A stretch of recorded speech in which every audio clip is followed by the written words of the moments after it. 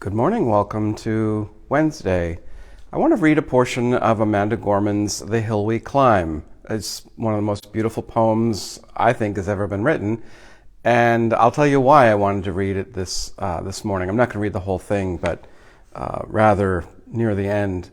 This is the era of just redemption. We feared at its inception. We did not feel prepared to be the heirs of such a terrifying hour. But within it we found the power to author a new chapter, to offer hope and laughter to ourselves. So while we once asked, how could we possibly prevail over catastrophe? Now we assert, how could catastrophe possibly prevail over us? We will not march back to what was, but move to what shall be. A country that is bruised but whole, benevolent but bold, fierce and free. We will not be turned around or interrupted by intimidation because we know our inaction and inertia will be the inheritance of the next generation. Our blunders become their blunders.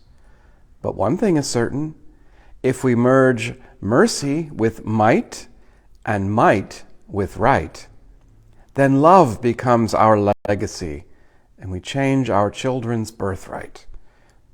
So let us leave behind a country better than the one we are left with.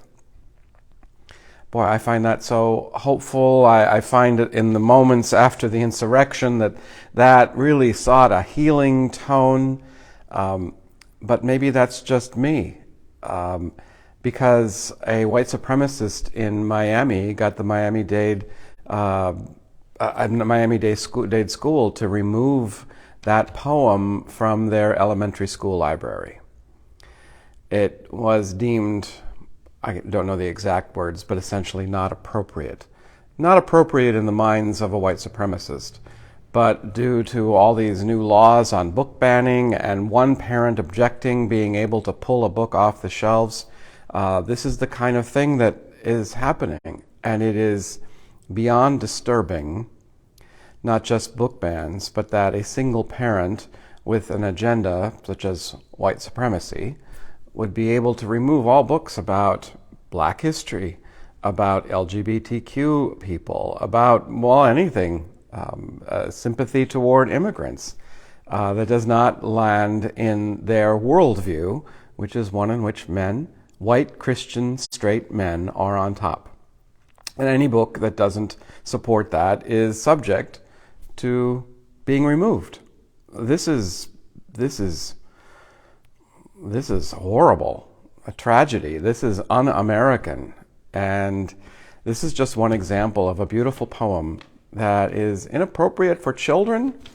It says that love shall be our legacy and change our children's birthright, leaving a country better for those who come after. I think that's pretty worthy of making sure children can access it. What do you think? And I hope we have a grateful day. Bye-bye.